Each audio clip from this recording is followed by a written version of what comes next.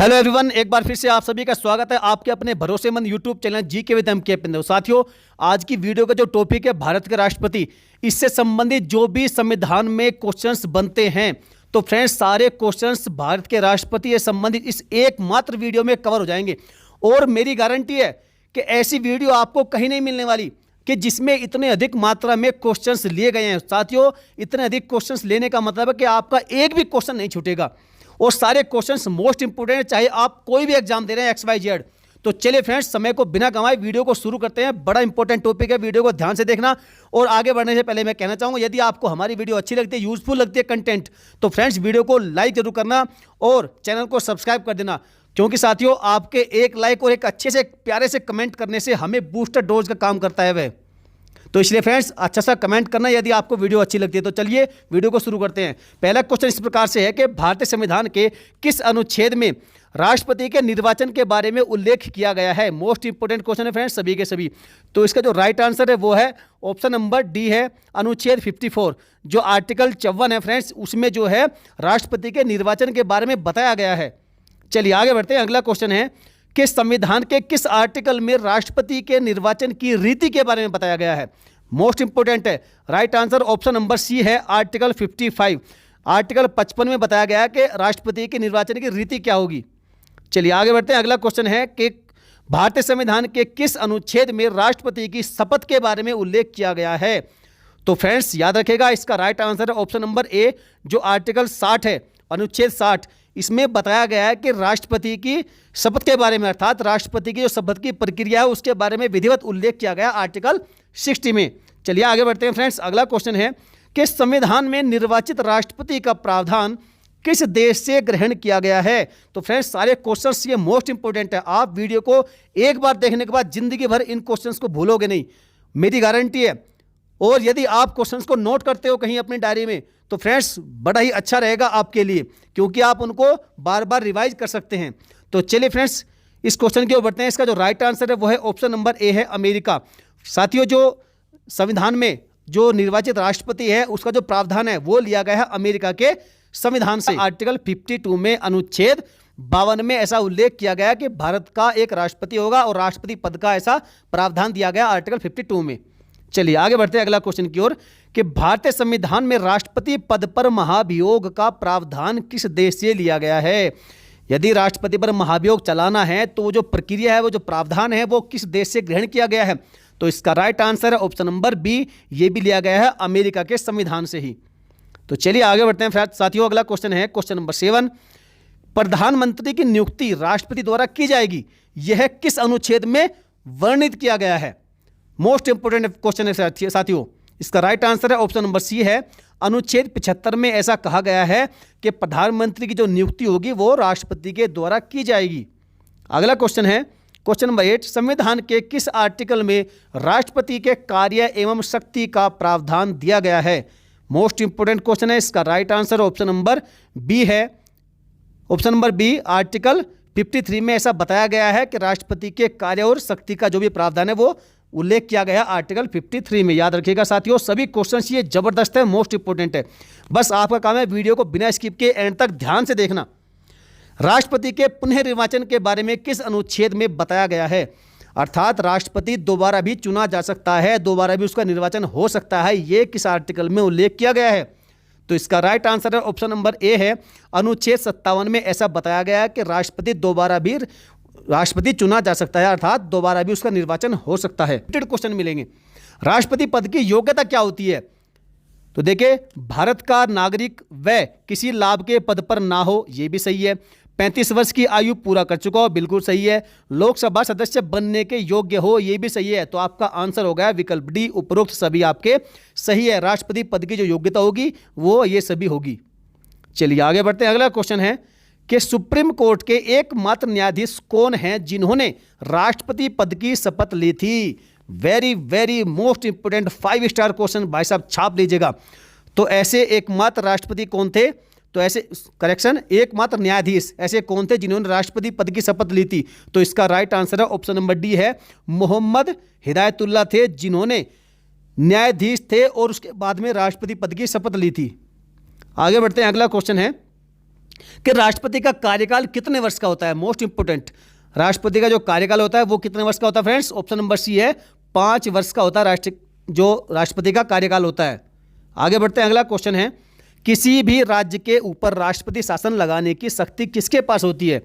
तो फ्रेंड्स, जो राष्ट्रपति शासन लगाने की शक्ति होती है किसी भी राज्य के ऊपर, तो वो होती है किसके द्वारा, इनमें से कोई नहीं। इसका राइट आंसर क्या है, ऑप्शन नंबर डी है, इनमें से कोई नहीं। फिर इनमें से कोई नहीं है तो फिर इसका राइट आंसर क्या होगा, तो राइट आंसर उसका होगा राष्ट्रपति। फ्रेंड्स, ऐसे क्वेश्चंस मैंने जानबूझकर इस वीडियो में डाले हैं ताकि आप थोड़ा सा डाउट में पड़ें, क्योंकि साथियों एग्जाम में भी कई बार ऐसा ही होता है।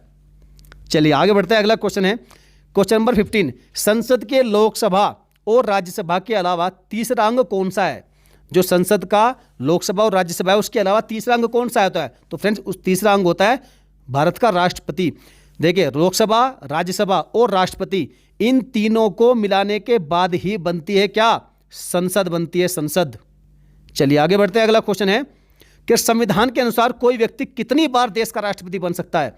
तो देखिए, हमारे जो भारत का संविधान है उसमें यह उल्लेख किया गया है कि यहां पर कोई व्यक्ति कितने भी बार राष्ट्रपति बन सकता है, तो इसलिए विकल्प डी हो जाएगा सही उत्तर। अगले क्वेश्चन की ओर बढ़ते हैं, राष्ट्रपति पद के उम्मीदवार के लिए न्यूनतम आयु कितनी होनी चाहिए, अर्थात कम से कम जो आयु है, उम्र सीमा है, वो कितनी होनी चाहिए। तो इसका जो राइट आंसर फ्रेंड्स वो हो जाएगा ऑप्शन नंबर ए हो जाएगा 35 वर्ष।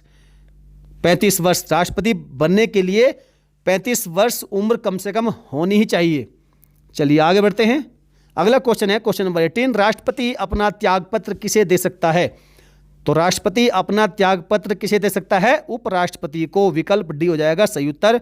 तो देखिए फ्रेंड्स, यदि राष्ट्रपति अपना त्यागपत्र देता है किसी कारणवश से, तो वह किसे देगा, उपराष्ट्रपति को अपना त्यागपत्र सौंपेगा। अगला क्वेश्चन है कि किस आर्टिकल के माध्यम से राष्ट्रपति द्वारा राज्यों पर राष्ट्रपति शासन लगाया जाता है। यह आपका छापने लायक क्वेश्चन है भाई साहब, इसको माइंड में छाप लीजिए, कहीं पुस्तक में छाप लीजिए, कहीं नोटबुक में छाप लीजिए, कहीं पर भी नोट करिएगा, लेकिन यह क्वेश्चन बड़ा जबरदस्त है। तो इसका राइट आंसर हो जाएगा ऑप्शन नंबर सी हो जाएगा आर्टिकल 356। आपने अक्सर इसके बारे में सुना भी होगा कि आर्टिकल 356 में बताया गया है कि राष्ट्रपति राज्यों पर राष्ट्रपति शासन लगा सकता है आर्टिकल 356 के माध्यम से। अगला क्वेश्चन है कि संविधान के किस आर्टिकल के अनुसार राष्ट्रपति असामान्य स्थिति में अध्यादेश जारी कर सकता है। मोस्ट इंपोर्टेंट क्वेश्चन है, राइट आंसर इसका ऑप्शन नंबर ए है, अनुच्छेद 123 ये बताता है कि राष्ट्रपति असामान्य परिस्थिति में अध्यादेश जारी कर सकता है, अर्थात जब संसद का कोई भी सत्र न चल रहा हो तो उस समय पर यदि कोई अध्यादेश लाना है, कोई कानून लाना है, तो राष्ट्रपति 123 आर्टिकल के माध्यम से ऐसा कर सकता है, कोई भी अध्यादेश जारी कर सकता है। उसके बाद जब संसद का सत्र चलता है तो वह तब जो है बहुमत से कानून बन जाएगा। उसे पारित कराना जरूर होता है लेकिन संसद से। चलिए आगे बढ़ते, चलिए नेक्स्ट क्वेश्चन है क्वेश्चन नंबर 21, राष्ट्रपति के पास कितने तरह की वीटो पावर होती है। कहने का मतलब है कि राष्ट्रपति के पास कितने तरह की वीटो शक्ति होती है। तो फ्रेंड्स इसका राइट आंसर है ऑप्शन नंबर सी हो जाएगा, 3 तरह की। जो राष्ट्रपति के पास 3 तरह की वीटो पावर होती है, कौन कौन सी होती है मैं आपको अगली वीडियो में इसके बारे में बताऊंगा। चलिए आगे बढ़ते हैं, अगला क्वेश्चन है, यहाँ पर देखिए ये आ गया कि राष्ट्रपति के पास जो 3 वीटो पावर होती है वो कौन कौन सी होती है। तो देखिए, एक होती है निलंबनकारी वीटो, एक होती है पॉकेट वीटो, जिसे हम जेबी वीटो भी कहते हैं। क्या कहते हैं इसे, जेबी वीटो कहते हैं किसे, पॉकेट वीटो को। वो तीसरी होती है आत्यंतिक वीटो, इसे कहते हैं हम क्या कहते हैं, इसे मास्टरली वीटो कहते हैं, मास्टरली वीटो, याद रखिएगा, मोस्ट इंपोर्टेंट क्वेश्चन है। चलिए आगे बढ़ते हैं फ्रेंड्स, तो इसका राइट आंसर क्या हो जाएगा, ऑप्शन नंबर डी हो जाएगा, उपरोक्त सभी। ये तीनों प्रकार की वीटो पावर होती है हमारे प्रेसिडेंट के पास। आगे बढ़ते हैं, अगला क्वेश्चन है कि समान आनुपातिक प्रतिनिधित्व प्रणाली के द्वारा किसका चुनाव होता है। मोस्ट इंपोर्टेंट है। तो इस जो समान आनुपातिक प्रतिनिधित्व प्रणाली होती है, इसके माध्यम से राष्ट्रपति का चुनाव किया जाता है। अगला क्वेश्चन है, एकल संक्रमणीय मत पद्धति द्वारा किसका चुनाव होता है। देखिए, आपसे क्वेश्चन घुमा फिरा कर पूछ सकता है, तो इसलिए आप अपने माइंड को बिल्कुल डाइवर्ट मत होने दीजिएगा, बिल्कुल तैयार रहिएगा। आपसे क्वेश्चन, एक ही क्वेश्चन को कई बार घुमाकर पूछ सकता है, और ये क्वेश्चंस आए हुए हैं फ्रेंड्स एग्जाम में। देखिए, यदि आपसे पूछा जाए कि समान अनुपातिक प्रतिनिधित्व प्रणाली, तो इससे के द्वारा भी राष्ट्रपति का चुनाव होता है, और यदि आपसे पूछा जाए कि एकल संक्रमणीय मत पद्धति के द्वारा किसका चुनाव होता है, तो वो भी होता है राष्ट्रपति का चुनाव। चलिए आगे बढ़ते हैं, अगला क्वेश्चन है कि केंद्र के समस्त कार्यपालिकाओं की शक्ति किस में निहित होती है। तो केंद्र की जो समस्त कार्यपालिका की शक्ति होती है वो होती है राष्ट्रपति में निहित। Option number A is the correct answer. अगला क्वेश्चन है कि प्रधानमंत्री पद की नियुक्ति करने का अधिकार किसके पास होता है? तो प्रधानमंत्री पद की नियुक्ति करने का अधिकार किसके पास होता है? तो भारत के राष्ट्रपति के पास होता है, और यही प्रधानमंत्री को शपथ भी दिलाते हैं। चलिए आगे बढ़ते हैं। अगला क्वेश्चन है कि देश के नियंत्रक एवं महालेखा परीक्षक, जिसे हम कहते हैं कैग कहते हैं, CAG, controller and auditor general, तो नियंत्रक एवं महालेखा परीक्षक की नियुक्ति किसके द्वारा होती है? तो ये होती है राष्ट्रपति के द्वारा। विकल्प सी आपका सही उत्तर हो जाएगा। साथियों, इस वीडियो में एक भी क्वेश्चन आपका छोड़ेंगे नहीं, और जब तक तोड़ेंगे तब तक भी नहीं छोड़ेंगे भाई साहब। तो इसलिए याद रखिएगा, एक एक क्वेश्चन आपका कवर कराया जाएगा, माइंड में घुसाया जाएगा, ताकि आपको एग्जाम में जब आप बैठो तो आपको कोई भी दिक्कत परेशानी का सामना ना करना पड़े। अगला क्वेश्चन देखिएगा। अगला क्वेश्चन है कि भारत के महान्यायवादी की नियुक्ति कौन करता है? तो महान्यायवादी किसे कहते हैं हम? जो ऑडिटर जनरल होता है, AG, तो इसकी नियुक्ति कौन करता है? तो इसकी नियुक्ति करते हैं भारत के राष्ट्रपति। और मैंने आपको बताया जो महान्यायवादी है इसका उल्लेख संविधान के किस आर्टिकल में है? तो आप देखिए AG, और आपका है 76। यहाँ पर देखिए 7 का बना दीजिए A और 6 का से बना दीजिए G, तो क्या बनेगा? AG। तो ये ट्रिक है याद रखने की कि जो महान्यायवादी है, ऑडिटर जनरल है, उसकी जो नियुक्ति का प्रावधान है वो किस आर्टिकल में है? आर्टिकल 76 में। और नियुक्ति कौन करता है? भारत के राष्ट्रपति करते हैं। मैंने आपको दोनों चीज़ बता दी, याद रखिएगा। अगला क्वेश्चन है, यदि किसी कारण से राष्ट्रपति का पद खाली हो तो राष्ट्रपति का कार्य कौन करेगा? तो भैया, यदि राष्ट्रपति का पद खाली हो किसी कारणवश से, तो राष्ट्रपति का जो कार्य है वो करेगा ऑप्शन नंबर बी, उपराष्ट्रपति। और उस समय पर उपराष्ट्रपति को जो वेतन और भत्ते होंगे वो भी राष्ट्रपति के ही मिलेंगे, जब तक वो राष्ट्रपति के पद पर कार्य करेंगे। चलिए आगे बढ़ते हैं। अगला क्वेश्चन है कि भारतीय संविधान के किस आर्टिकल में राष्ट्रपति के पदावधि के बारे में बताया गया है? राष्ट्रपति की जो पदावधि होती है अर्थात 5 साल की होती है, तो उसके बारे में किस संविधान के किस आर्टिकल में ये उल्लेख किया गया है? तो इसका राइट आंसर है ऑप्शन नंबर सी है इसका राइट आंसर। अनुच्छेद 56 में ये बताया गया है कि राष्ट्रपति की पदावधि के बारे में। अगला क्वेश्चन है, क्वेश्चन नंबर 31 है, भारतीय संविधान के किस आर्टिकल में राष्ट्रपति के पुनर्निर्वाचन के बारे में बताया गया है? देखिए फ्रेंड्स, ये क्वेश्चन रिपीट हुआ है, लेकिन ये थोड़ा घुमाकर पूछा है और आपसे पूछ सकता है इस प्रकार से, तो आपको मालूम होना चाहिए। इसका राइट आंसर है ऑप्शन नंबर ए है आर्टिकल 57। अर्थात आर्टिकल 57 में बताया गया है कि राष्ट्रपति का दोबारा भी निर्वाचन हो सकता है, अर्थात वो दोबारा भी राष्ट्रपति बन सकता है। आगे बढ़ते हैं। अगला क्वेश्चन है कि राष्ट्रपति उम्मीदवार के लिए निर्वाचित मंडल के कितने सदस्य प्रस्तावक होते हैं? आप जानते हैं कि प्रस्तावक और अनुमोदक 2 होते हैं, तो आपसे पूछा है प्रस्तावक कितने होते हैं? तो फ्रेंड्स याद रखिएगा, इसका right answer option number B है, 50 प्रस्तावक होने चाहिए राष्ट्रपति उम्मीदवार के लिए। निर्वाचित मंडल के कितने होने चाहिए? 50 सदस्य होने चाहिए प्रस्तावक। चलिए आगे बढ़ते हैं। अगले क्वेश्चन में आपसे पूछा गया है कि कितने अनुमोदक होने चाहिए, अनुमोदक सदस्य कितने होने चाहिए? तो भाई साहब वो भी होने चाहिए आपके 50 प्रस्तावक और 50 अनुमोदक होने चाहिए राष्ट्रपति उम्मीदवार के लिए। चलिए अगला क्वेश्चन की ओर बढ़ते हैं कि संसद के द्वारा राष्ट्रपति पर महाभियोग की प्रक्रिया कितने दिन पहले सूचना देने के बाद शुरू की जाती है? कहने का मतलब है, यदि राष्ट्रपति पर महाभियोग चलाना है तो राष्ट्रपति को कितने दिन पहले सूचना देनी अनिवार्य होती है? तो भाई साहब 14 डेज अर्थात 2 सप्ताह या 14 दिन पहले राष्ट्रपति को यह बताना पड़ता है कि भाई साहब गुरुजी आपके ऊपर महाभियोग चलाने की प्रक्रिया शुरू होने वाली है, तो इसलिए वो बताया जाता है 14 दिन के पहले। चलिए नेक्स्ट क्वेश्चन है, क्वेश्चन नंबर 35, राष्ट्रपति पर महाभियोग लगाने के लिए संसद के कितने सदस्यों का लिखित प्रस्ताव चाहिए? यदि महाभियोग चलाना है तो संसद के कितने सदस्यों का लिखित प्रस्ताव होना चाहिए? इसका राइट आंसर हो जाएगा ऑप्शन नंबर बी, 1/4। संसद के 1/4 सदस्यों का लिखित प्रस्ताव चाहिए यदि महाभियोग चलाना है तो। आगे बढ़ते हैं। अगला क्वेश्चन है, क्वेश्चन नंबर 36, किसके हस्ताक्षर के बिना कोई विधेयक कानून नहीं बन सकता है? तो भाई साहब जो हमारे राष्ट्र के पति होते हैं उनके हस्ताक्षर के बिना कोई भी विधेयक कानून नहीं बन सकता, जब तक वह उस पर हस्ताक्षर नहीं करेगा। हस्ताक्षर करने के बाद ही कोई विधेयक कानून बन जाता है। चलिए आगे बढ़ते हैं अगले क्वेश्चन की ओर, क्वेश्चन नंबर 37, लोकसभा के प्रथम सत्र को कौन संबोधित करता है? तो लोकसभा का जब पहला सत्र चलता है तो उसके से पहले उसे राष्ट्रपति संबोधित करता है। आगे बढ़ते हैं। अगला क्वेश्चन है, राष्ट्रपति के त्यागपत्र की सूचना उपराष्ट्रपति किसे देते हैं? यदि जब राष्ट्रपति अपना त्यागपत्र किसे सौंपते हैं? उपराष्ट्रपति को सौंपते हैं। अब उसकी सूचना उपराष्ट्रपति किसे देते हैं? तो भाई साहब याद रखिएगा, उसकी सूचना जो है लोकसभा के अध्यक्ष को दी जाती है उपराष्ट्रपति के द्वारा। चलिए आगे बढ़ते हैं। अगला क्वेश्चन है, राष्ट्रपति संविधान के किस आर्टिकल के अंतर्गत देश में युद्ध या बाह्य आक्रमण की स्थिति में आपातकाल लगा सकते हैं? मोस्ट इंपोर्टेंट है, छापने लायक क्वेश्चन है। इसका राइट आंसर हो जाएगा ऑप्शन नंबर ए हो जाएगा। आर्टिकल 352 के अंतर्गत ही देश में यदि युद्ध या फिर बाहरी आक्रमण की स्थिति बन जाए तो उस समय पर राष्ट्रपति आपातकाल लगा सकता है, आर्टिकल 352 के तहत। आगे बढ़ते हैं। अगला क्वेश्चन है, राष्ट्रपति संविधान के किस आर्टिकल के अंतर्गत आर्थिक संकट के समय आपातकाल लगा सकता है? कहने का मतलब वित्तीय आपातकाल लगा सकता है। मोस्ट इंपोर्टेंट क्वेश्चन है, याद रखिएगा। इसका right answer option number A हो जाएगा। आर्टिकल 360 में यह वर्णित किया गया है कि यदि देश में आर्थिक संकट आ जाए तो उस समय पर राष्ट्रपति संविधान के आर्टिकल 360 के अंतर्गत आपातकाल लगा सकता है, जिसे हम वित्तीय आपातकाल भी कहते हैं।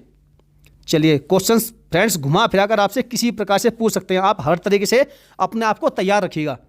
अगला क्वेश्चन है कि राष्ट्रपति पद के उम्मीदवार के लिए अधिकतम आयु कितनी होनी चाहिए? अब भाई साहब मिनिमम तो होती है 35 वर्ष, आप जानते हैं, मैंने आपको बताया 35 वर्ष होनी चाहिए। आपसे पूछा कि अधिकतम आयु कितनी होनी चाहिए, तो फ्रेंड्स इसका राइट आंसर हो जाएगा कोई भी आयु निर्धारित नहीं है। वह भाई साहब 100-200 साल का भी हो सकता है यदि राष्ट्रपति बनना चाहता है तो। चलिए अगला क्वेश्चन है, क्वेश्चन नंबर 42, राष्ट्रपति का खाली पद कितने दिनों के अंदर भरना होता है? यदि राष्ट्रपति का पद किसी कारणवश से खाली हो जाए या फिर वह त्यागपत्र सौंप दे तो भाई साहब कितने दिनों के अंदर उस पद को भरना होता है? तो इसका राइट आंसर हो जाएगा ऑप्शन नंबर बी, 6 माह के अंदर उसको जो खाली पद है उसको भरना पड़ता है। आगे बढ़ते हैं। अगला क्वेश्चन है, क्वेश्चन नंबर 43, संविधान के उल्लंघन में राष्ट्रपति को उसके पद से कैसे हटाया जाता है? यदि पाया जाए कि राष्ट्रपति संविधान का उल्लंघन कर रहा है भाई साहब बार बार, तो उसके बाद उसके पद से उसे कैसे हटा सकते हैं? तो भाई साहब उसे हटाया जाता है महाभियोग के द्वारा, और महाभियोग चलता है संसद में। चलिए आगे बढ़ते हैं। अगला क्वेश्चन है, राष्ट्रपति पर महाभियोग की प्रक्रिया किस देश के संविधान से ली गई है? मोस्ट इंपोर्टेंट क्वेश्चन है। इसका राइट आंसर हो जाएगा option number A, America. America के संविधान से ली गई है राष्ट्रपति पर महाभियोग चलाने की प्रक्रिया। अगला क्वेश्चन है, निम्न में से किसके वेतन पर आयकर नहीं लगता है? अर्थात जो इनकम टैक्स होता है वो किसके वेतन पर नहीं लगता है? तो भाई साहब आप जानते हैं राष्ट्रपति से संबंधित वीडियो है, तो राष्ट्रपति के जो वेतन होगा उस पर जो है इनकम टैक्स नहीं लगेगा भैया, क्योंकि ये राष्ट्र का प्रथम नागरिक कहलाता है। भारत का प्रथम नागरिक कौन है? तो हमारे राष्ट्रपति जी है। वर्तमान में कौन है? रामनाथ कोविंद जी हैं। और रामनाथ कोविंद जी के बारे में स्पेशल फैक्ट आपको बता दूं भाई साहब, कोई नहीं बताएगा और बहुत कम लोगों को मालूम होगा। यदि आपसे पूछ लिया जाए कि राष्ट्रपति बनने के बाद रामनाथ कोविंद जी सबसे पहले किस देश की यात्रा पर गए थे? मोस्ट इंपोर्टेंट है। इसका राइट आंसर मैं आपको वीडियो के एंड में बताऊंगा, वीडियो में बने रहिएगा आप। अगला क्वेश्चन है, संविधान के किस भाग में आपातकाल के बारे में बताया गया है? मोस्ट इंपोर्टेंट है। इसका राइट आंसर है ऑप्शन नंबर बी है, भाग 18 में यह वर्णन किया गया है कि किसका? आपातकाल के बारे का, आपातकाल का वर्णन किया गया है भाग 18 में। चलिए नेक्स्ट क्वेश्चन है, उपराष्ट्रपति जब राष्ट्रपति के स्थान पर कार्य करता है तो उसे किसका वेतन प्राप्त होगा? मैंने आपको पहले बताया, जब यदि उपराष्ट्रपति राष्ट्रपति के स्थान पर कार्य करेगा या कोई और भी करेगा तो भाई साहब उसे उस समय पर राष्ट्रपति का ही वेतन प्राप्त होगा। अगला क्वेश्चन है कि क्षमादान एवं जो मृत्युदंड है, क्षमादान अथवा मृत्युदंड पाए जाने वाले अधिकारी की सजा पर फैसले लेने का अधिकार किसके पास होता है? तो भाई साहब वो अधिकार होता है राष्ट्रपति के पास। यदि कोई व्यक्ति जो अपराधी है यदि वह क्षमादान या मृत्युदंड के लिए अप्लाई करता है तो उसके सजा पर फैसला लेने का अधिकार है राष्ट्रपति को। आगे बढ़ते हैं। यहाँ पर कंफ्यूजन होता है, कुछ लोग सुप्रीम कोर्ट कर देते हैं। संविधान के किस आर्टिकल में राष्ट्रपति क्षमादान की सख्ती के बारे में बताया गया है? ये आपका जबरदस्त क्वेश्चन है भाई साहब। इसका राइट आंसर हो जाएगा ऑप्शन नंबर बी हो जाएगा, आर्टिकल 72। इसको याद रखेगा, छाप लीजिएगा। आर्टिकल 72 में बताया गया है कि राष्ट्रपति क्षमादान की शक्ति उसके पास होती है, निहित होती है राष्ट्रपति में, आर्टिकल 72 के अंतर्गत। नेक्स्ट क्वेश्चन है, किस अनुच्छेद के तहत राष्ट्रपति साहित्य, विज्ञान, कला और समाज सेवा में विशेष ज्ञान या व्यावहारिक अनुभव रखने वाले 12 व्यक्तियों को राज्यसभा में मनोनीत कर सकते हैं? ये किस आर्टिकल में बताया गया है? तो भैया जी ये बताया गया है आर्टिकल नंबर 80 में, अनुच्छेद 80 विकल्प सी इसका राइट आंसर हो जाएगा। इसमें बताया गया है कि राष्ट्रपति विभिन्न क्षेत्रों में जो है अनुभव रखने वाले या व्यावहारिक ज्ञान रखने वाले 12 व्यक्तियों को राज्यसभा में मनोनीत कर सकते हैं। चलिए आगे बढ़ते हैं। वह राष्ट्र का प्रतिनिधित्व करता है परंतु राष्ट्र का नेतृत्व नहीं करता, यह कथन किसके लिए लागू होता है? मोस्ट इंपोर्टेंट है, ऐसे क्वेश्चन ही बार बार घुमा फिराकर पूछे जाते हैं। तो याद रखिएगा, वह है हमारे भारत के राष्ट्रपति जो राष्ट्र का प्रतिनिधित्व करता है परंतु राष्ट्र का नेतृत्व नहीं करता। अब नेतृत्व कौन करता है भैया जी? तो आप हमें कमेंट फटाफट से करिएगा कि नेतृत्व कौन करता है राष्ट्र का। बड़ा सिंपल क्वेश्चन है। नेक्स्ट क्वेश्चन है कि अमेरिका के राष्ट्रपति का कार्यकाल कितने वर्ष का होता है? मोस्ट इंपोर्टेंट है। भारत का आप जानते हैं कितना होता है, 5 वर्ष होता है, लेकिन यहाँ पूछा आपसे अमेरिका के राष्ट्रपति का कार्यकाल, तो भैया जी अमेरिका के राष्ट्रपति का कार्यकाल होता है 4 वर्ष का। याद रखिएगा 4 ईयर्स, यहाँ पर कंफ्यूजन मत रखिएगा बिल्कुल भी। आगे बढ़ते हैं क्वेश्चन नंबर 53 की ओर।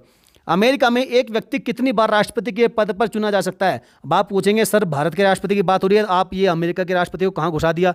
तो भैया जी ये भी क्वेश्चन आपसे पूछ सकते हैं और पूछे गए हैं भाई साहब। तो अमेरिका में एक व्यक्ति कितनी बार राष्ट्रपति बन सकता है? 2 बार बन सकता है, सिर्फ 2 बार, जबकि भारत में अनंत बार बन सकता है, कितनी बार भी बन सकता है।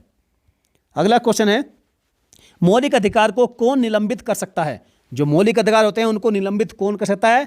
तो भाई साहब आप देखिएगा इसमें विकल्प में क्या है दिया गया है, तो इसका राइट आंसर हो जाएगा ऑप्शन नंबर डी हो जाएगा। भैया जी जानबूझकर क्वेश्चन इस प्रकार से देता हूं मैं, उपरोक्त में से कोई नहीं, ना तो प्रधानमंत्री, ना मुख्य न्यायाधीश, ना ही एजी, फिर कौन होगा? भैया जी ये भी राष्ट्रपति होंगे। मौलिक अधिकार को निलंबित करने का अधिकार होता है राष्ट्रपति के पास।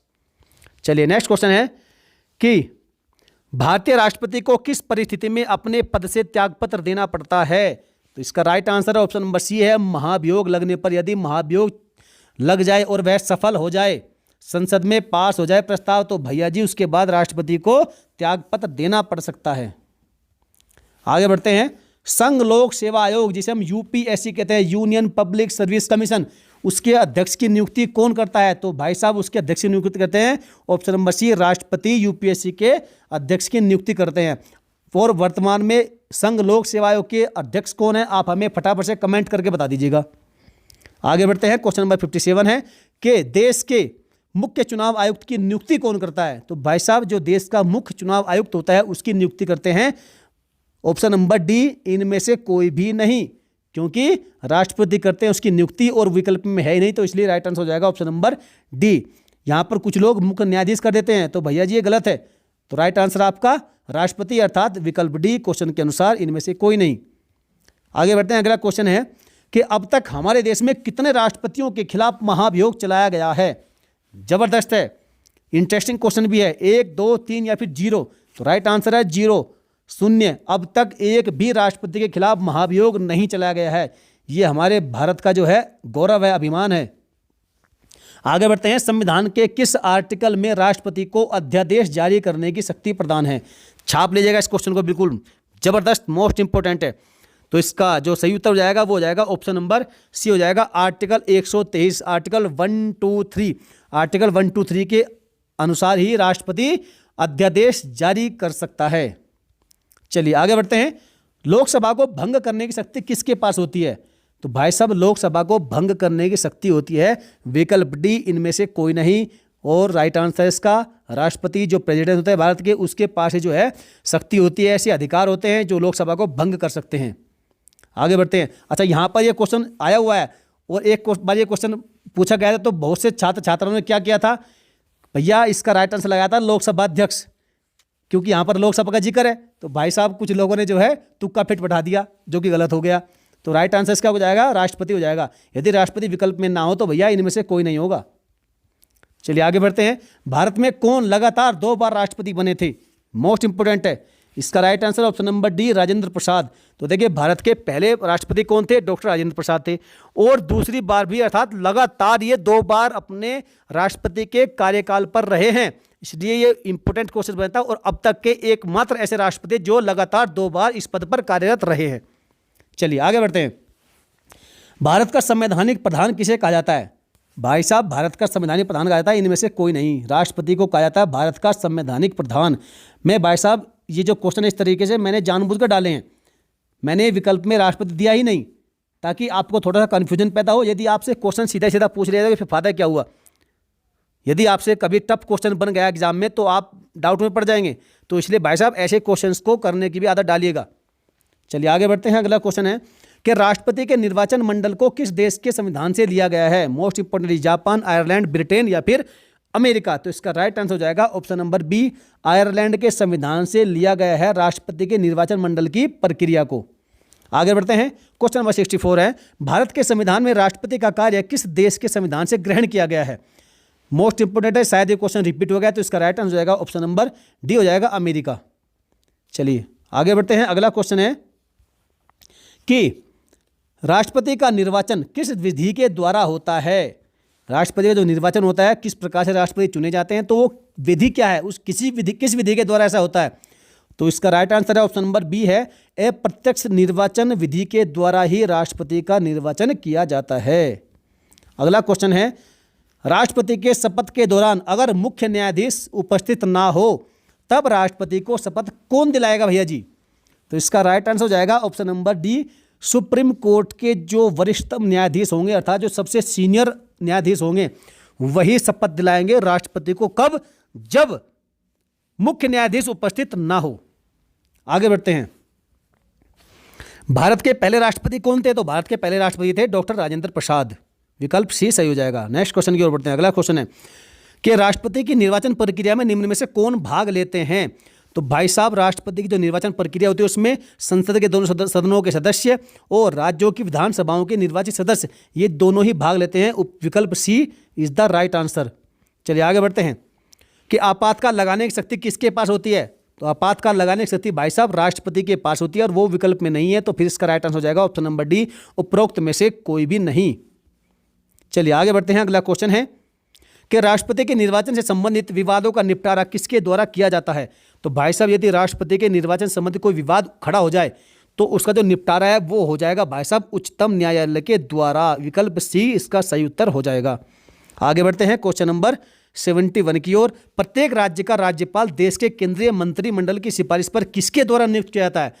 तो भाई साहब, ये होता है राष्ट्रपति के द्वारा, और सिफारिश करता है कौन? केंद्रीय मंत्रिमंडल, और उसकी सिफारिश पर जो है राष्ट्रपति किसी भी राज्य का राज्यपाल नियुक्त करता है। चलिए आगे बढ़ते हैं। कौन लोकसभा में एंग्लो इंडियन समुदाय के 2 सदस्य नियुक्त करते हैं? अच्छा, एक क्वेश्चन आप बताइएगा यहाँ पर पिछले क्वेश्चन में कि जो राज्यपाल है उसकी नियुक्ति तो करेंगे राष्ट्रपति, लेकिन उस राज्यपाल को अपने पद की शपथ कौन दिलाएगा? ये आप हमें कमेंट करके बताइएगा फटाफट से। कौन लोकसभा में एंग्लो इंडियन समुदाय के 2 सदस्य नियुक्त करते हैं? तो भाई साहब राष्ट्रपति करते हैं। विकल्प सी हो जाएगा इसका सही उत्तर। आगे बढ़ते हैं। अगला क्वेश्चन है कि कौन राज्यसभा में कला, साहित्य, विज्ञान व समाज सेवा के क्षेत्र में 12 सदस्यों को मनोनीत कर सकते हैं? तो भारत के राष्ट्रपति ऐसा कर सकते हैं, इनके पास ऐसा अधिकार है। अगला क्वेश्चन है कि संविधान के किस आर्टिकल के अनुसार राष्ट्रपति किसी अपराधी की सजा को क्षमा कर सकते हैं, माफ कर सकते हैं? मोस्ट इंपोर्टेंट है, राइट आंसर छाप लीजिएगा इसका सही उत्तर हो जाएगा ऑप्शन नंबर बी हो जाएगा, आर्टिकल 72। अगला क्वेश्चन है, जब राष्ट्रपति पद और उपराष्ट्रपति पद दोनों खाली हों तो उस स्थिति में राष्ट्रपति का कार्य कौन करता है? देखिए मोस्ट इंपोर्टेंट है, राष्ट्रपति भी ना हो और उपराष्ट्रपति भी ना हो, दोनों ही अनुपस्थित हों, तो उस समय पर राष्ट्रपति का कार्य कौन करेगा? तो भैया जी उस समय पर जो सर्वोच्च न्यायालय का मुख्य न्यायाधीश होगा वो कार्य करेगा। अब ये भी ना हुआ तो फिर क्या होगा? तो भैया जो सुप्रीम कोर्ट का सबसे सीनियर जो न्यायाधीश होगा वो करेगा उसका राष्ट्रपति का कार्य। याद रखिएगा, ऐसे क्वेश्चन घुमा फिरा कर बहुत बार पूछे गए हैं। अगला क्वेश्चन है कि जब राष्ट्रपति, उपराष्ट्रपति और मुख्य न्यायाधीश तीनों का पद खाली हो तो इस स्थिति में राष्ट्रपति का कार्य कौन करेगा? सुप्रीम कोर्ट के वरिष्ठ न्यायाधीश करेंगे। मैंने आपको पिछले क्वेश्चन में इसके बारे में विधिवत उल्लेख कर दिया है। भारत के पहले राष्ट्रपति ऐसे कौन थे जिनकी कार्यकाल के दौरान मृत्यु हो गई थी? तो मोस्ट इंपोर्टेंट राइट आंसर उसका ऑप्शन नंबर ए हो जाएगा, डॉक्टर जाकिर हुसैन थे, जिनकी मृत्यु उनके राष्ट्रपति रहते हो गई थी। अगला क्वेश्चन है, भारत सरकार की सभी शक्तियां किसमें नीति होती है? तो भैया जी राष्ट्रपति में होती है भारत सरकार की जो सभी शक्तियां होती है। अगला क्वेश्चन देखिएगा, प्रधानमंत्री की सलाह पर मंत्रिपरिषद के अन्य सदस्यों की नियुक्ति कौन करता है? यहां पर सलाह करिएगा इसको। तो भैया राष्ट्रपति करते हैं प्रधानमंत्री की सलाह पर मंत्रिपरिषद के अन्य सदस्यों की नियुक्ति, और उनको शपथ भी वही दिलाएंगे। नेक्स्ट क्वेश्चन है कि संघ की कार्यपालिका का अध्यक्ष कौन होता है? तो संघ की जो कार्यपालिका होती है उसका अध्यक्ष होता है राष्ट्रपति। आगे बढ़ते हैं। अगला क्वेश्चन है कि उपराष्ट्रपति कितने समय के लिए राष्ट्रपति पद पर कार्य कर सकते हैं? यदि राष्ट्रपति अनुपस्थित हैं, किसी कारणवश पद खाली है, तो भैया जी उपराष्ट्रपति कितने समय के लिए राष्ट्रपति पद पर काम कर सकते हैं? तो इसका राइट आंसर हो जाएगा ऑप्शन नंबर सी हो जाएगा, अधिकतम 6 महीने के लिए। नेक्स्ट क्वेश्चन है कि सर्वोच्च न्यायालय के मुख्य न्यायाधीश की नियुक्ति कौन करते हैं? तो भाई साहब राष्ट्रपति करते हैं सर्वोच्च न्यायालय के मुख्य न्यायाधीश की नियुक्ति। आगे बढ़ते हैं। संविधान के अनुसार देश का कार्यपालिका अध्यक्ष कौन होता है? देखिए यहां पर 2 क्वेश्चन बनेंगे, वास्तविक अध्यक्ष और अध्यक्ष। क्वेश्चन को दो तरह से पूछ सकते हैं, कार्यपालिका का अध्यक्ष और कार्यपालिका का वास्तविक अध्यक्ष। तो भैया जी यदि एक क्वेश्चन पूछा जाए कि कार्यपालिका अध्यक्ष कौन होता है तो वो होगा राष्ट्रपति, विकल्प सी इसका सही उत्तर हो जाएगा। आगे बढ़ते हैं। उच्च न्यायालय के मुख्य न्यायाधीश की नियुक्ति कौन करते हैं? तो उच्च न्यायालय के जो मुख्य न्यायाधीश हैं उनकी नियुक्ति भी करते हैं भारत के राष्ट्रपति जी। अगला क्वेश्चन है कि भारत के निर्विरोध राष्ट्रपति चुने गए व्यक्ति कौन थे? जो भारत के निर्विरोध राष्ट्रपति चुने गए थे वो थे ऑप्शन नंबर डी, नीलम संजीव रेड्डी। याद रखिएगा ये क्वेश्चन बहुत बार रिपीट हुआ है, मोस्ट आईएमपी क्वेश्चन है ये। राष्ट्रपति भवन का जो डिजाइन है वो किसने तैयार किया था? जबरदस्त क्वेश्चन है। Right answer option number C, Edwin Lutyens ने किया था राष्ट्रपति भवन का डिजाइन तैयार। नेक्स्ट क्वेश्चन, भारतीय संविधान के अनुसार देश में आपातकाल कौन घोषित कर सकता है? जबरदस्त क्वेश्चन है। देखिए जो भारत में देश में आपातकाल लगता है तो उसकी घोषणा कौन करते हैं? तो भाई साहब उसकी घोषणा राष्ट्रपति कर सकते हैं। किसके अनुसार? संविधान के अनुसार। नेक्स्ट क्वेश्चन है कि हमारे देश में अब तक कितनी बार आपातकाल लग चुका है? जबरदस्त क्वेश्चन है। इसका राइट आंसर है ऑप्शन नंबर बी, अब तक जो है 3 बार भारत में आपातकाल लगा है। और सबसे अधिक जो विवादास्पद आपातकाल था वो था इंदिरा गांधी जी के समय का। चलिए नेक्स्ट क्वेश्चन है कि भारत में अब तक कितनी बार वित्तीय आपातकाल लग चुका है? वित्तीय आपात के बाद जिसका उल्लेख आर्टिकल किस में है? कमेंट करिएगा फटाफट। मैंने आपको पिछले क्वेश्चन में बताया, 2 बार रिपीट हुआ ये क्वेश्चन। तो इसका जो राइट आंसर हो जाएगा ऑप्शन नंबर डी हो जाएगा, अब तक एक भी बार भारत में वित्तीय आपातकाल नहीं लगा है भाई साहब। अगला क्वेश्चन है, भारत की प्रथम महिला राष्ट्रपति कौन थी? तो याद रखेगा भारत की जो प्रथम महिला राष्ट्रपति थी वो थी प्रतिभा देवी सिंह पाटिल जी। आगे बढ़ते हैं। अखिल भारतीय प्रशासनिक सेवाओं की नियुक्ति कौन करता है? तो अखिल भारतीय प्रशासनिक सेवाओं की नियुक्ति करते हैं भारत के राष्ट्रपति, विकल्प डी इसका सही उत्तर हो जाएगा। भाषा आयोग सदस्यों की नियुक्ति कौन करते हैं? तो वो भी करते हैं भारत के राष्ट्रपति, भाषा आयोग के सदस्यों की नियुक्ति। अगला क्वेश्चन है कि किसकी परमिशन अर्थात किसके आदेश से कोई भारतीय नागरिक विदेशी सरकार से कोई उपाधि या फिर सम्मान पा सकता है या ले सकता है? तो राष्ट्रपति की परमिशन लेनी होगी यदि किसी देश से भारतीय नागरिक को कोई उपाधि लेनी है या फिर कोई सम्मान प्राप्त करना है तो उसमें राष्ट्रपति की परमिशन चाहिए होती है। अगला सवाल है कि संविधान के अनुसार निर्वाचन आयुक्त की नियुक्ति कौन कर सकता है? तो भाई साहब संविधान के अनुसार निर्वाचन आयुक्त की नियुक्ति कर सकते हैं भारत के राष्ट्रपति, और वो विकल्प में नहीं है, तो इसलिए right answer option number D हो जाएगा, राष्ट्रपति करते हैं ये काम। आगे बढ़ते हैं। अगला क्वेश्चन है कि वित्त आयोग को कौन नियुक्त करता है? तो वित्त आयोग को नियुक्त करता है भारत के राष्ट्रपति, विकल्प सी इसका सही उत्तर है। साथियों एक भी क्वेश्चन आपका छूटेगा नहीं, मैंने आपको सारे क्वेश्चन सेलेक्टिव लिए हैं, मोस्ट आईएमपी लिए हैं, और सारे क्वेश्चन भाई साहब ढूंढ कर आपका मैं गारंटी देता हूं आपका मैं बता रहा हूं एक भी क्वेश्चन छूटेगा नहीं। बस आप वीडियो को ध्यान से देखो, आप देखने के बाद डिसीजन लेना कि हाँ वाकई एक भी क्वेश्चन छूटा नहीं है। किसके द्वारा राष्ट्रीय मानवाधिकार आयोग की नियुक्ति की जाती है? तो भारत के राष्ट्रपति के द्वारा की जाती है राष्ट्रीय मानवाधिकार आयोग की नियुक्ति। अगला क्वेश्चन है कि राष्ट्रीय महिला आयोग के अध्यक्ष पद को कौन नियुक्त करता है? तो वो करते हैं भारत के राष्ट्रपति, विकल्प में ना होने के कारण विकल्प डी इसका सही उत्तर हो जाएगा, इनमें से कोई भी नहीं। अगला क्वेश्चन है कि राज्यों के राज्यपाल की नियुक्ति किसके द्वारा की जाती है? तो देखिए ये की जाती है राष्ट्रपति के द्वारा, लेकिन मैंने आपसे क्वेश्चन पूछा था कि शपथ कौन दिलाता है राज्यपाल को? आप हमें कमेंट करके बताएगा फटाफट से। चलिए आगे बढ़ते हैं। भारत के राजदूतों की नियुक्ति कौन करता है? तो राष्ट्रपति करते हैं भारत के राजदूत की नियुक्ति। जब भी किसी देश का राजदूत नियुक्त करना होता है तो उसकी नियुक्ति करते हैं भारत के राष्ट्रपति। पिछड़ा वर्ग आयोग के सदस्यों की नियुक्ति कौन करता है? तो वो भी करते हैं भारत के राष्ट्रपति, विकल्प में ना होने के कारण विकल्प डी इसका सही उत्तर जाएगा, इनमें से कोई भी नहीं। अगला क्वेश्चन है संसद के संयुक्त अधिवेशन को कौन संबोधित करता है? तो भाई साहब जब संसद का संयुक्त अधिवेशन होता है तो उसको संबोधित करते हैं भारत के राष्ट्रपति, विकल्प C is the 100% correct answer. Next question की ओर बढ़ते हैं।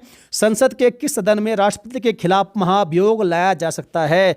यह आपका मोस्ट आईएमपी क्वेश्चन है, तो इसका सही उत्तर हो जाएगा ऑप्शन नंबर ए हो जाएगा। भाई साहब किसी भी सदन में ये कार्रवाई आप कर सकते हैं, अर्थात लोकसभा हो या राज्यसभा हो, किसी भी सदन में यदि महाभियोग चलाना है राष्ट्रपति के खिलाफ तो वो जो उसका प्रस्ताव है वो किसी भी सदन में लाया जा सकता है। अगला क्वेश्चन है कि भारत के किस राष्ट्रपति को दार्शनिक शासक के रूप में जाना जाता है? मोस्ट इंपोर्टेंट क्वेश्चन है, इसका राइट आंसर हो जाएगा ऑप्शन नंबर डी हो जाएगा भाई साहब। डॉक्टर सर्वपल्ली राधाकृष्णन अर्थात डॉक्टर एस राधाकृष्णन को दार्शनिक शासक के रूप में भी जाना जाता है। तो फ्रेंड्स, वीडियो थोड़ी सी लंबी हो सकती है, लेकिन आपका सारे क्वेश्चन यहाँ पर कवर कराए गए हैं। आपको खाली वीडियो को देखना है। किस राष्ट्रपति को मिसाइल मैन के नाम से जाना जाता है? तो भाई साहब डॉक्टर एपीजे अब्दुल कलाम को जाना जाता है मिसाइल मैन के नाम से। अगला क्वेश्चन है कि कोई भी विधेयक जब संसद में प्रस्तुत किया जाता है तो किसकी सहमति से अधिनियम बन जाता है? तो भैया जी, राष्ट्रपति की सहमति के बिना कोई भी विधेयक अधिनियम नहीं बनता, जब तक राष्ट्रपति उस पर हस्ताक्षर नहीं करते, अपनी सहमति नहीं जताते। अगला क्वेश्चन है कि भारत के राष्ट्रपति को उसके पद से किसके द्वारा हटाया जा सकता है? बार बार ये क्वेश्चन रिपीट होता है। तो भाई साहब संसद के द्वारा, या तो आपको विकल्प में होगा महाभियोग के द्वारा या फिर होगा संसद के द्वारा। और यदि संसद के द्वारा और महाभियोग दोनों हुए तो भाई साहब दोनों सही हो जाएंगे। चलिए आगे बढ़ते हैं। अगला क्वेश्चन है कि वित्त बिल के लिए किसकी पूर्व स्वीकृति आवश्यक होती है? तो वित्त बिल के लिए जो पूर्व स्वीकृति होती है वो आवश्यक होती है राष्ट्रपति की। विकल्प ए सही है। नेक्स्ट क्वेश्चन है कि भारत में किसकी मंजूरी के बिना कोई भी सरकारी खर्चा नहीं किया जा सकता है? तो भैया जी, राष्ट्रपति के बिना कोई भी सरकारी खर्चा नहीं किया जा सकता। जब तक भैया जी ये जो राष्ट्रपति जी हैं ये मंजूरी नहीं देंगे तब तक जो है कोई भी सरकारी खर्चा नहीं होगा। आगे बढ़ते हैं। क्वेश्चन नंबर 109 है, राष्ट्रपति के द्वारा लगाए जाने वाले आपातकाल का प्रावधान किस देश से ग्रहण किया गया है? मोस्ट आईएमपी क्वेश्चन है। इसका राइट आंसर है ऑप्शन नंबर ए, जर्मनी। याद रखेगा, राष्ट्रपति जब देश में किसी परिस्थिति में आपातकाल लगाते हैं तो उसका जो प्रावधान है वो लिया गया है जर्मनी देश से। चलिए आगे बढ़ते हैं साथियों। अगला क्वेश्चन है आपका आज का अंतिम प्रश्न है ये, भारत के राष्ट्रपति की तुलना किस देश के सम्राट से की जाती है?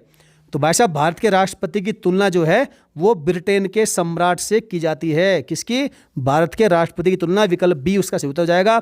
और आपसे अब हमको एक क्विज पूछें, जो मैंने आपको क्वेश्चन वीडियो के बीच में बताया था कि मैं आपसे बाद में पूछूंगा।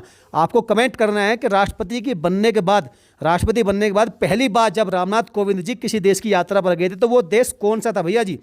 अर्थात किस देश की यात्रा पर गए थे? सोमालिया, इरिट्रिया, इथियोपिया या फिर जिबूती। और ये चारों ही देश एक ही पास हैं। और मैं आपको थोड़ा सा हिंट दे दूं कि ये जो अफ्रीकी महाद्वीप है, अफ्रीका महाद्वीप है, उसके ही चारों देश हैं। और इन चारों देशों को मिलाकर कहते हैं, क्या कहते हैं? Horn of Africa. अफ्रीका का सींग कहते हैं इन चारों देशों को। याद रखिएगा। और अब आप बताना है कमेंट में कि इनमें से किस देश की यात्रा पर रामनाथ कोविंद जी पहली बार गए थे जब राष्ट्रपति बने थे उसके बाद। चलिए वीडियो आपको कैसी लगी फ्रेंड्स, आप हमें कमेंट करके जरूर बताइएगा। यदि आपको वीडियो अच्छी लगी तो फ्रेंड्स वीडियो को लाइक करिएगा। आपके एक लाइक से और अच्छे से कमेंट से क्या होता है, हमें बूस्टर डोज मिलती है भैया जी, बूस्टर डोज, जो हमारे लिए बड़े अच्छा काम करती है और हमें मोटिवेट करती है। और यदि आपको वीडियो अच्छी लगती है फ्रेंड्स, वीडियो को धुआं करिएगा, शेयर करिएगा सभी के पास में। और जिस भैया बहन ने अभी तक चैनल को सब्सक्राइब नहीं किया, सब्सक्राइब करके वो बेल आइकन को प्रेस कर लीजिएगा। तो चलिए मिलेंगे फिर किसी नेक्स्ट और दमदार टॉपिक के साथ में, नई वीडियो के साथ में। जय हिंद, वंदे मातरम।